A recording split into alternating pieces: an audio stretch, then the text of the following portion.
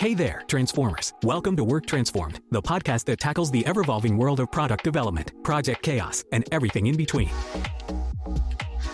Each episode, we'll dive into the hottest trends, unpack the latest tools, and chat with inspiring guests who are leading the charge. So, buckle up, get ready to transform your work, and let's do this. All right, it's another week, so it's a new episode, and we are back. It's me, Thomas Lenore, and me, Jackie Bittner.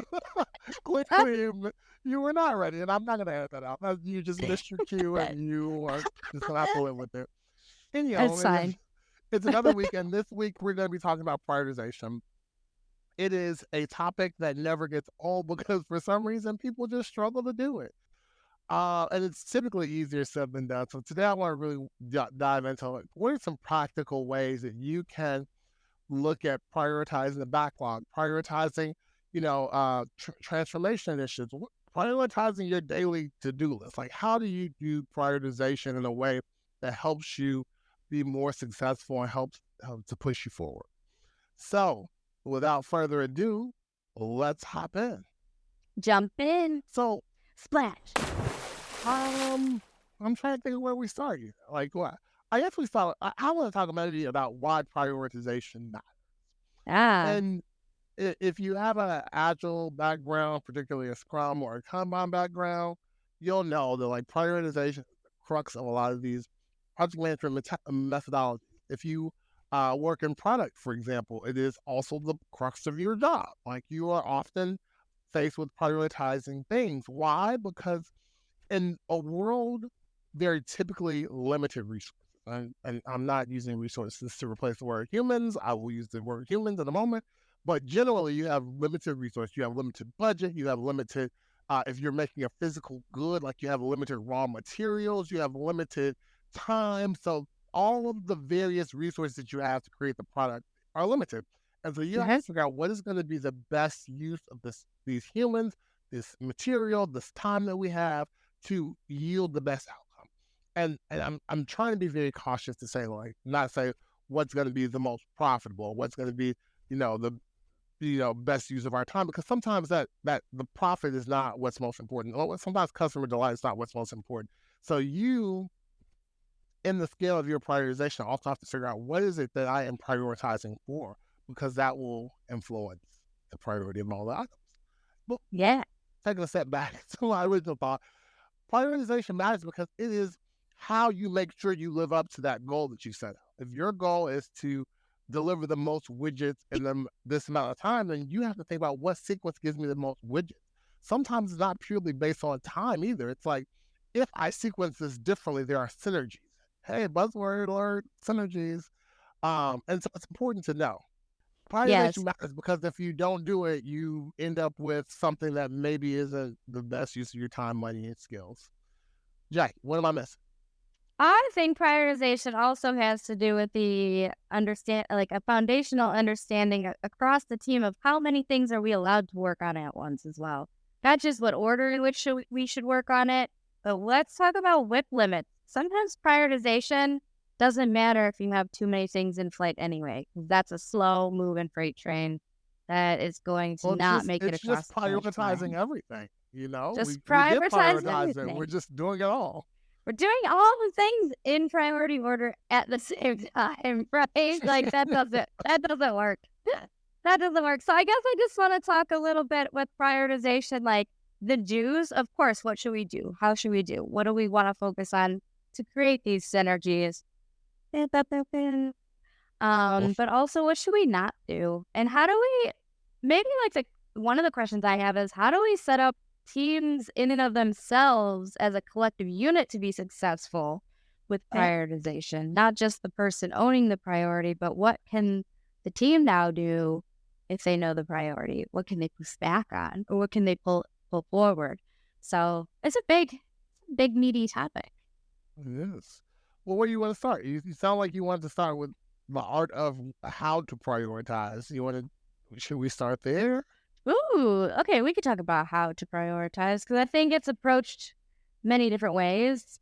gosh, all the things that float to my head right now is like, well, don't do this and don't do that. But like the art of prioritization, I guess maybe we could talk about our personal experiences a little bit with prioritization, because this seems to I be have no experience with anything. None of it? All right. I was going to say, this Just seems to flying by be, the seat of my pants. this seems to be a common thread in a lot of organizations I've been in, speaking with a lot of colleagues and friends. Like, what's the priority? Is this prioritized? How many things do you have to prioritize? And when you're in like these bigger So let me enterprises, do like an anecdotal observation here.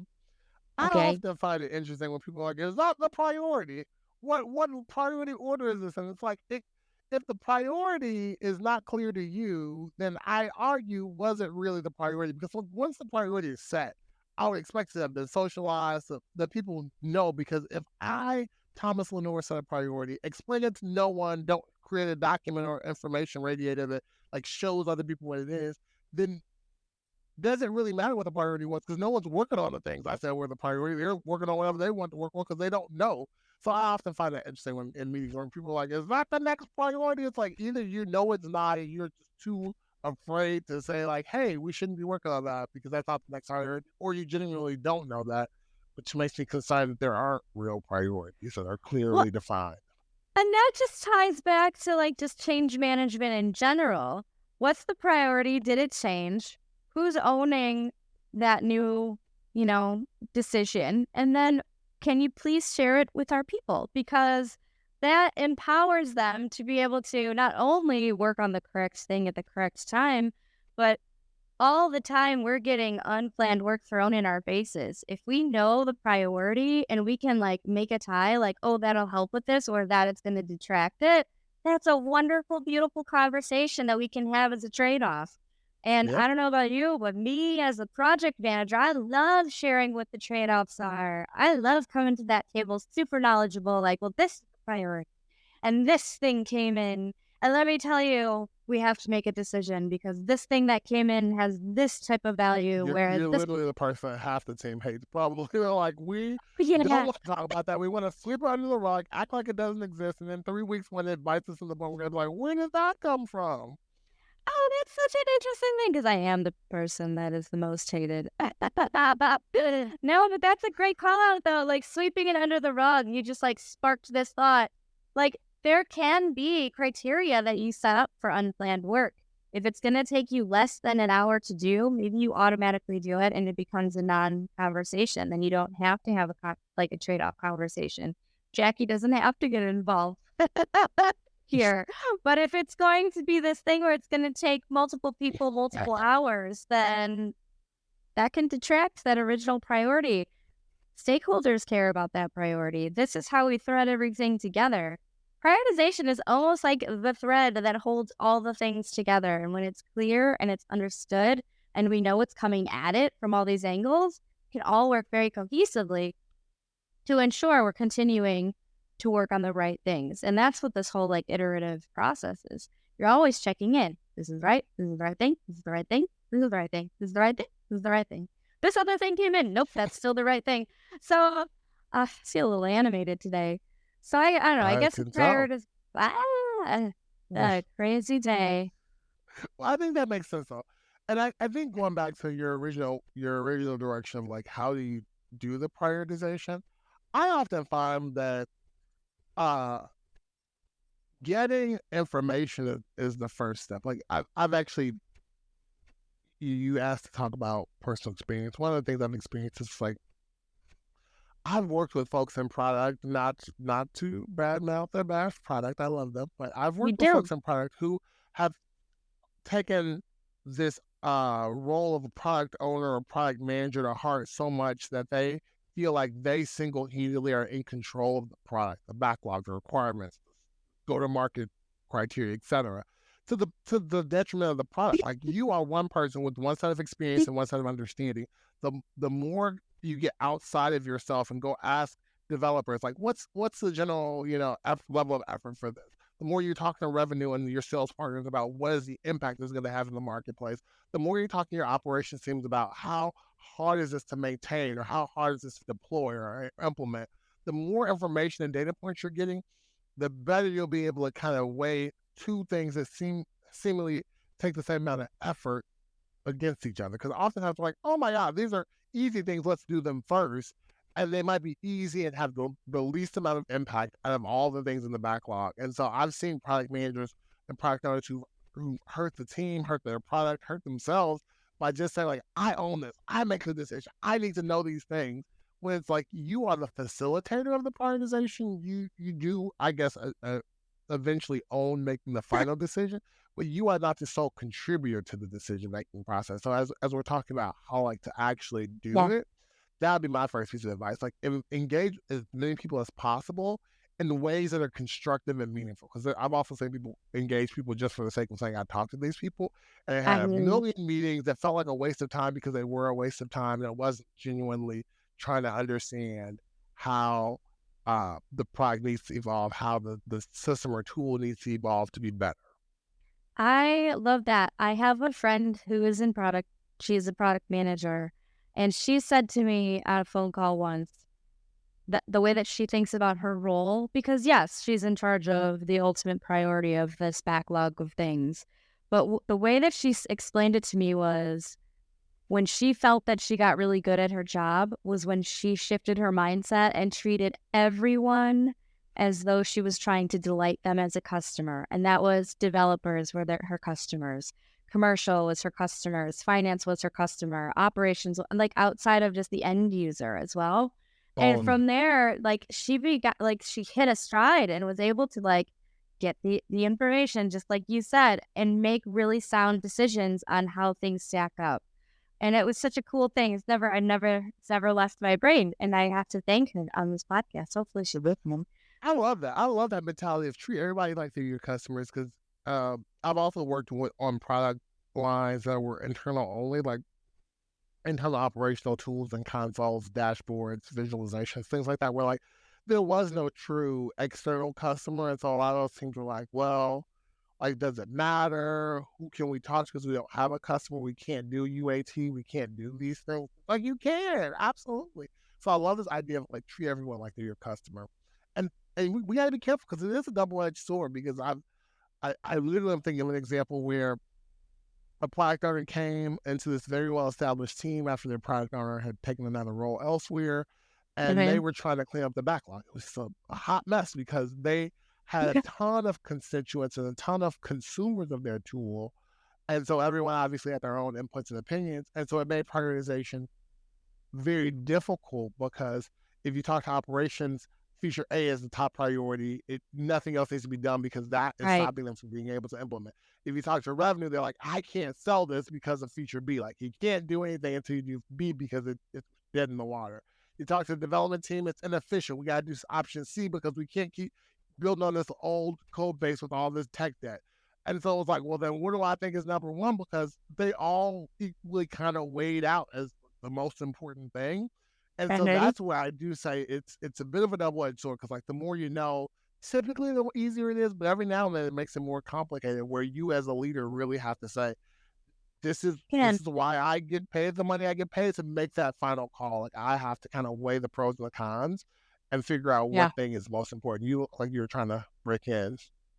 No, I was going to say, like, what you're kind of describing in my head then translates into the art of sequencing, right? Like, knowing that you should only be working on a certain amount of things at a time, like that could be a great way to communicate back to that revenue team or that ops team or that dev team. Like, hey, I've heard you. I have slotted it, not immediate. I've slotted it here. It's super important. And that's what makes roadmaps important. It's that visual to where that thing I care about lives. And if you're constantly doing that socialization or communication on how the roadmap's evolving for the year, hopefully you maintain those great customer, quote unquote, contacts with these different departments, and they kind of go along with you for the ride, right? I don't think anyone truly that's like requested a feature believes that it's automatically going to get worked on right away. But if they do, there's ways to like temper that expectation, but by being factual and with the info that's given. Maybe share to operations why you're working on this revenue thing. because if you don't get this revenue thing, then maybe your project halts completely, right? Like maybe there's your hey. If there's no demand for it, we don't keep building it. So, Right. demand is kind of paramount.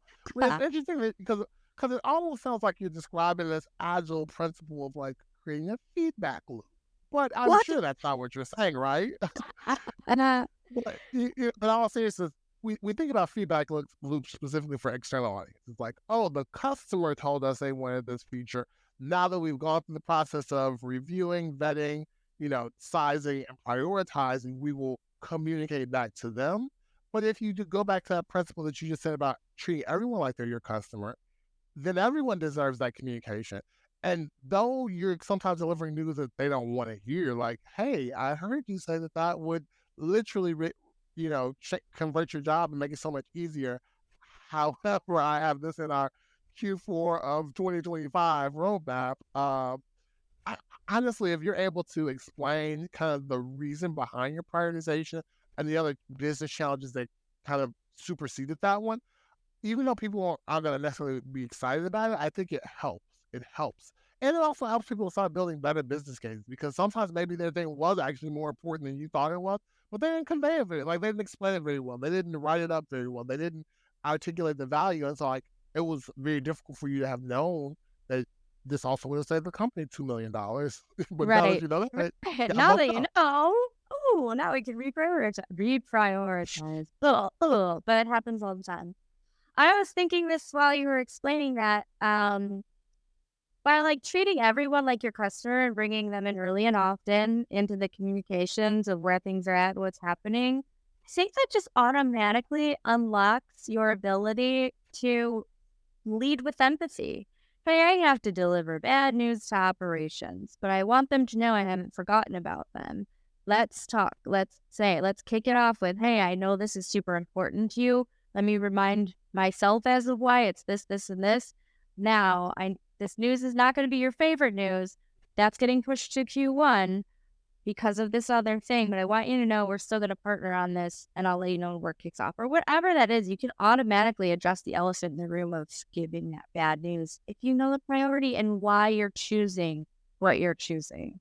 I think all goes back to info gathering. It's funny because this whole conversation is sparking a lot of things for me. Like, we're talking specifically about one thing, prioritization, like how to make prioritization better.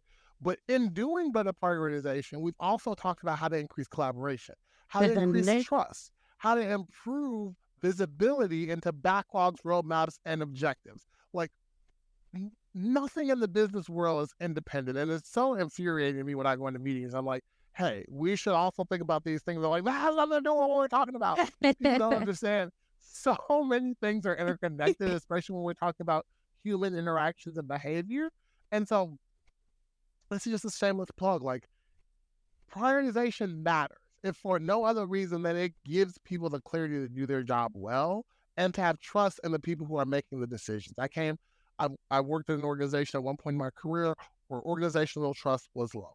It was like, no matter what you told people, they did not believe it. It was like, you could tell them, hey, we now have Wi-Fi in the office. Like a very simple thing. They probably don't. They probably made that up. They don't have Wi-Fi. They don't even know what Wi-Fi is. I'm like, why can't you trust them to have Wi-Fi in the office? Like, they did not tell you they're going to give you $1 million bonus. They said something very standard that most companies have, and you don't believe them. And it was because they did not feel like people were able to have transparency into the why behind the decisions that were made. So therefore, the decisions often like reverse back to whatever they were before, because people didn't, adopt them. But also, they didn't. A lot of times, things didn't actually come to fruition because the person making the decisions, even if they had a good reason why they were doing it, they didn't socialize that reason. They didn't understand the complexities of implementing this thing. They didn't understand the sequence that it should take. And therefore, it fizzled out. And so I think it's super important in the prioritization process to have these conversations, to do the things, because it makes you a better leader. I also like that just sparked another interesting thought, is like this socialization, this like ability to make sure people are understanding why. Like, there is also this element that I don't think we do a lot or very well at all, and that is reflecting on past outcomes of prioritization gone right? Let's reflect on, I know that we punted this thing before, but when we rolled out this other thing, let's look at the trickle-down effect, or like utilizing those actual measures that we say that we have that we rarely go back to take a look at, right? Like somewhere in there with that socialization, you could continue that momentum of building these cases of here's why we prioritize the way we do. Let me talk about what happened here.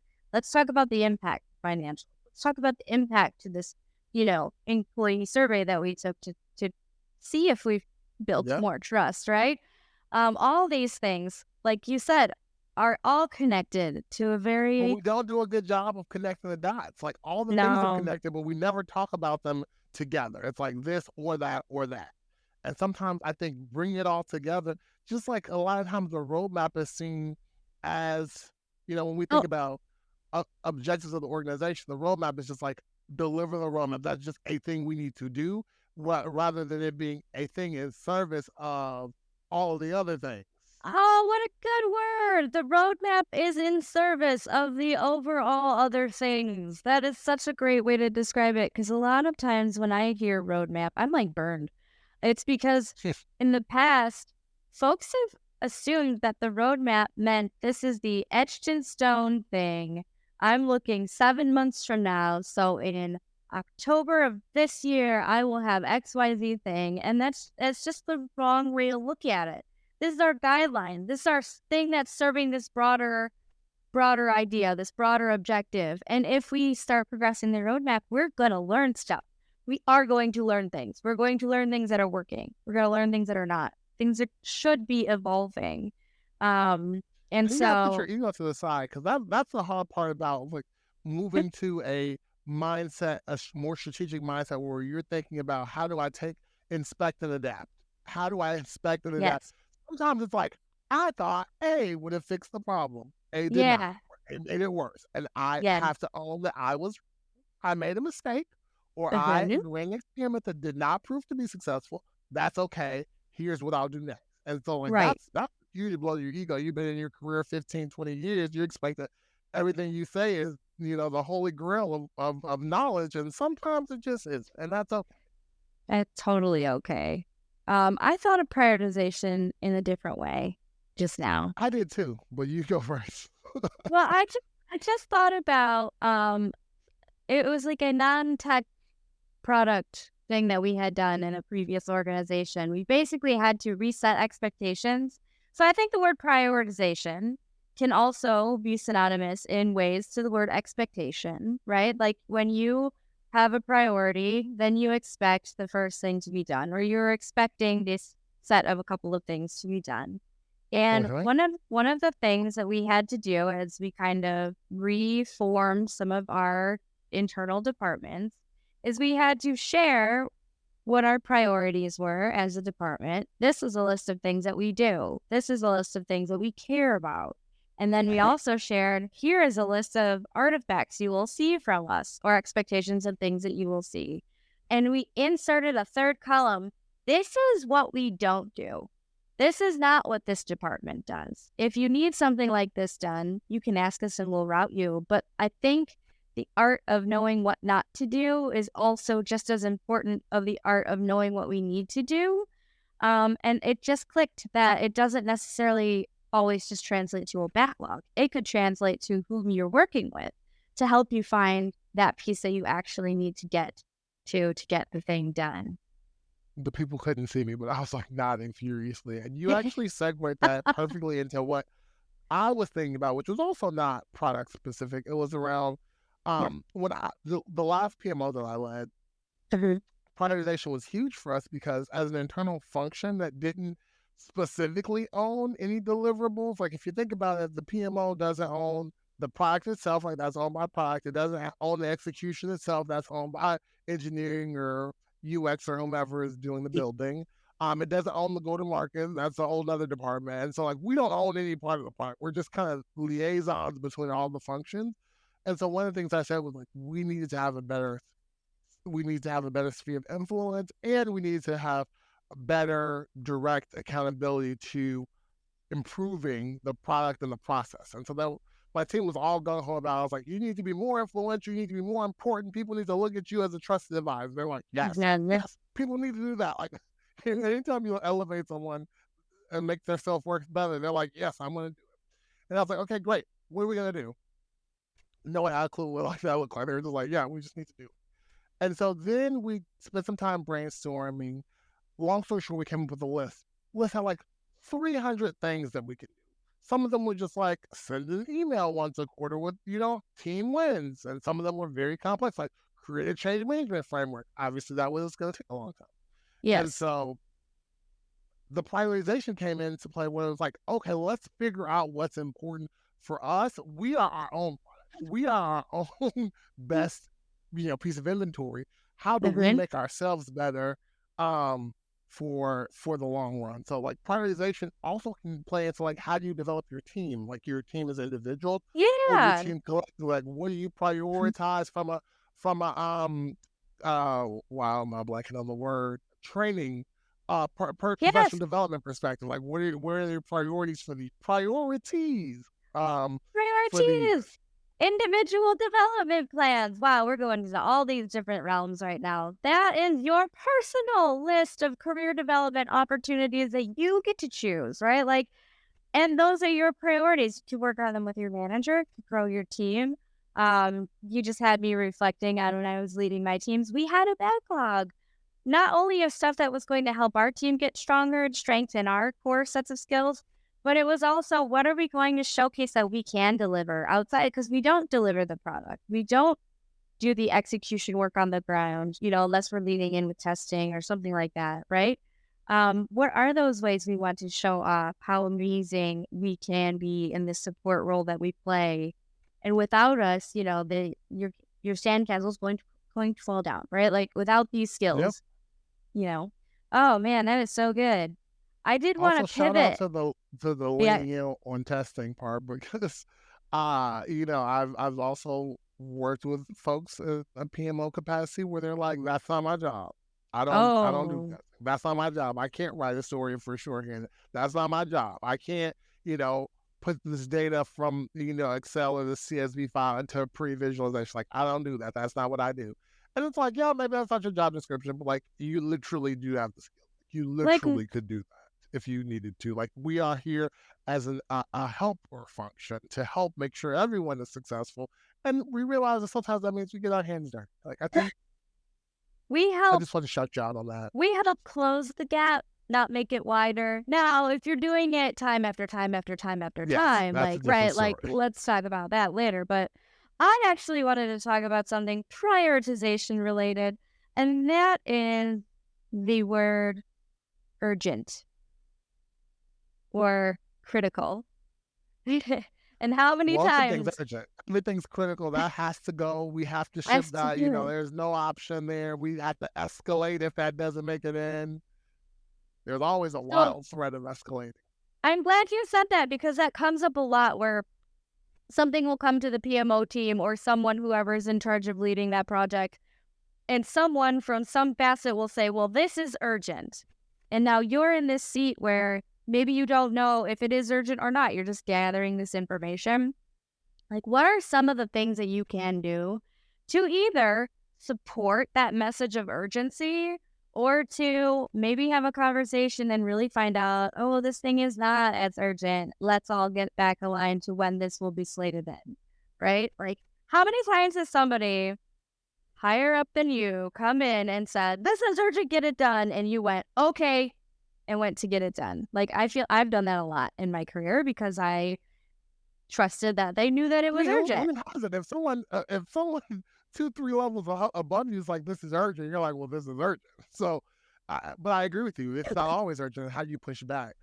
One of the things, though, that came to my mind when you were speaking about that, and I do want to talk about pushing back in a second, but I want to talk about this before I lose it. Okay. Oh no, I might have already lost it. No, come back. That came to me when you were talking about things coming in and got it. So you just I watched that sometimes. Yes. one of the things, going back to my earlier point about organizational trust, one of the reasons why I've seen a lot of things come in as urgent is because there's a belief that if you don't do it now, it'll never get done. Like, now we have the spotlight. Now we have the attention on this product. For whatever reason, leadership is really concerned. Like, now we got to cram everything under the sun in, because if it don't happen now, I don't think it'll ever happen. And oh my gosh.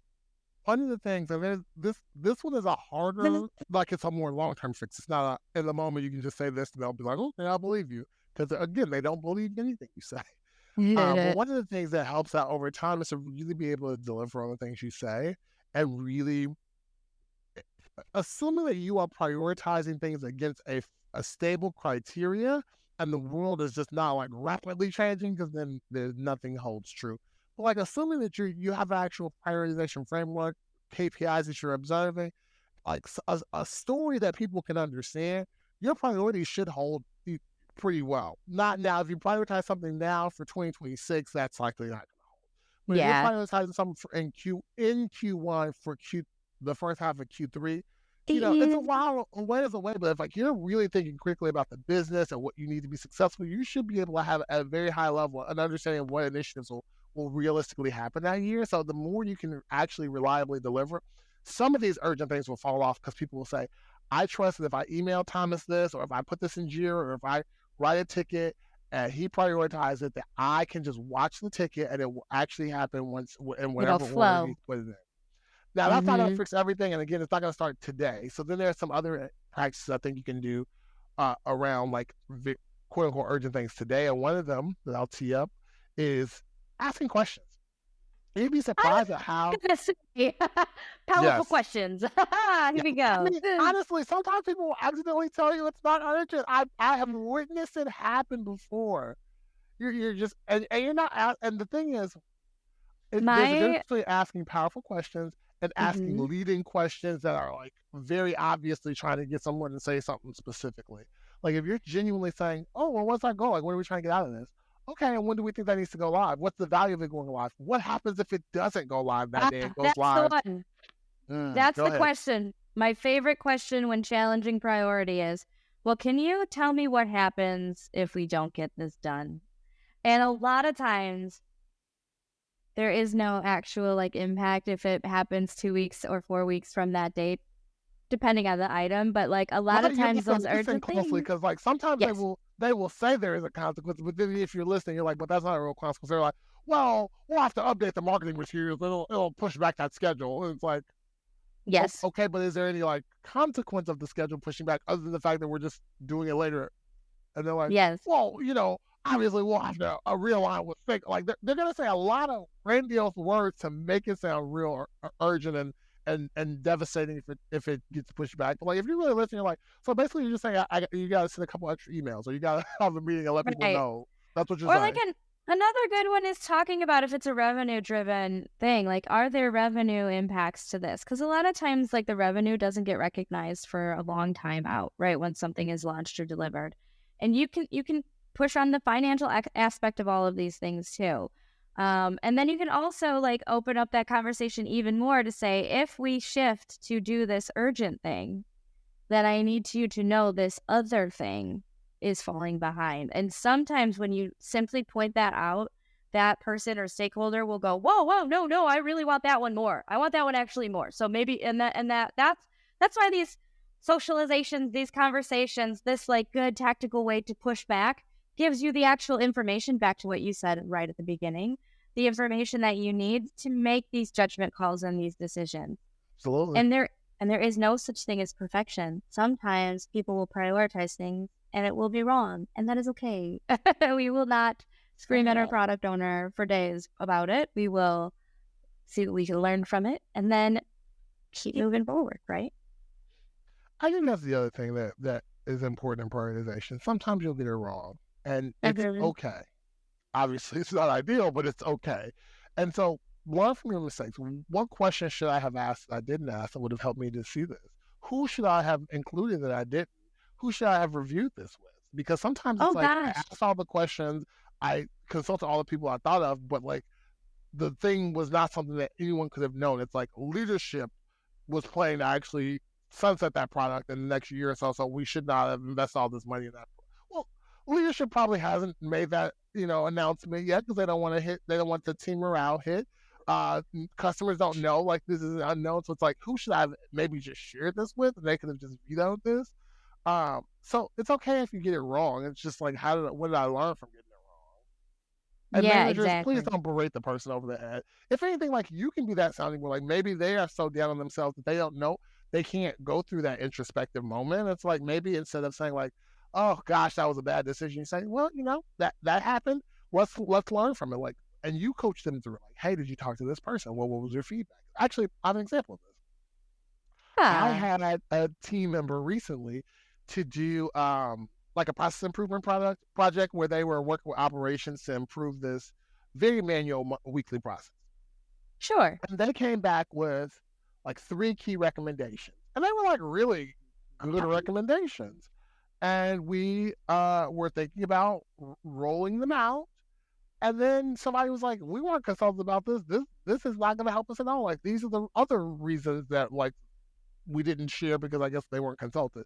And so in that moment, the person felt very down because, like, unfortunately, the feedback didn't go to them directly. The feedback kind of went over their head, came to me, and then I had to, like, deliver it back down to them. And so and I'm sure in the moment it felt punitive. It felt like, oh, no, my manager is, like, chastising me. But I want to be clear. I was like, I am not upset. Like, this happened. Like, if anything, I'm overjoyed that it happened before we invested in doing the thing. Yes. But I was like, hey, who do we miss? And I could tell the person was very defensive, but at the same time, like, it was my job as the manager to coach and to provide additional context that maybe they didn't see, to help to dissuade them from being, so frustrated and say, like, it happens, but this is how we're going to move forward. So, like, managers, do your part. Be better. Yes. Except if you're already better, then continue to be great. I don't want to assume that they're not great. I did that, and that was wrong with me. Be great or continue to be great. One of the two. You know which one. Oh, my goodness. Thomas, you had said something earlier, and I kind of wrote down the opposite. We were talking about the term. Well, that's interesting. Well, not super opposite, but another scenario that could have played out in this manner. So you had mentioned the word urgent coming up, and, like, when that gets focused, like, teams, don't have a lot of organizational trust that it'll get done. So they really double down on getting it done because people are finally putting their eyes on it, and they don't even care if it's a priority or not anymore. They're like, we're getting it done. Yay, woo, woo. Like, let's do it. Another thing that I just thought about is, like, when everything is constantly urgent, or when everything constantly comes down from the high tower as urgent, I think that also kind of impacts the organizational trust in maybe a negative way, because, the voices of the people that are doing the work to define the priority are constantly getting overridden or being, they're not allowed to have this autonomy in this decision making. And so there has to be demotivating. It's like, why am I here if you're going to dictate everything to me? I don't need to try. I've been in organizations like that as well. Right. You've hired these folks for a reason. And I think that also goes back to everybody is your customer too. Like, yes, you were hired for a reason, but also check in with that person that cares so much, that stakeholder that cares so much, so that you avoid these situations of, 3 weeks later, somebody says, stop what you're doing, or do this other thing instead. Because that whiplash too for the teams, like, they get demotivated real quick, right? You're constantly, like, forcing people to context switch multiple times in a sprint because of all these conflicting priorities. That is one element to surely burn out your team. And then that makes me wonder, like, what are some ways that people can engage with stakeholders and not burn them out, especially, like, people who are launching new products from scratch, for example, where you don't have, like, even your quote unquote internal customers may not have a lot of context because this doesn't exist yet. Like, we haven't launched it, we haven't had to, like, operationalize it, we haven't done any of these things. And it actually made me think about your blog article around innovation spaces. Like, we often use those for very specific, like, tech problems, like, this build is not compiling, like, let's get in a row and figure out why, or, this deploy went south and we need to, like, remediate it or whatever. We use it for very technical specific things. Like, there's no reason why you couldn't use it for what I'll call softer problem. Like, we need to prioritize some things. It's going to take us forever to keep creating a meeting series and meeting, once every 2 or 3 days. Let's get in the room for, 6 hours. Here's the objective. Here's the goal. We'll check in every hour to just make sure we feel like we're making progress. And like, let's kind of like almost do a refinement session in real time, or let's do a customer journey mapping or a user experience map or something like that in real time, so we can actually figure out this is where we seem like we have the most opportunity, or here's where we can start, or here's where we need to continue to build out the product. I actually think that's one of the scenarios that the use cases that we had kind of called out wasn't related to actually going into an inno space and doing, like tech work to hit the ground running. It was a place that we utilized for our product folks to get together. We had a bunch of folks competing for backlog priority. We had actually 4 backlogs to one team, which was very messy, as you can imagine. And so that time together really was time to figure out, how do we merge these into one? How are we going to decide which like bigger level initiatives go in what order, so that we can help communicate with the team, like, these are the priorities and these are not the priorities? Because we did a very, very specific thing, and we called out what we were not doing, because there were so many owners in that bucket. Like, they wanted to know if their thing was going to get done. And I think there's a lot of value in that, because then what happens over time, the team becomes empowered when someone comes out of left field and says, I know we said we weren't going to do this thing, but can you just slip that in? And they can say, no, we can't. We can talk about it in our next planning meeting and make sure that gets in if that is truly the priority. Or we can have a conversation about trade-offs, but it kind of helps the team avoid those like sideline conversations or people circumventing whatever the practice is to get their stuff in there. And it's like protect it. You could protect yourself when you know the priority. You could protect the team. So you started off by saying like, oh my God, my head is full with do's and don'ts. We're getting toward the end of the segment here.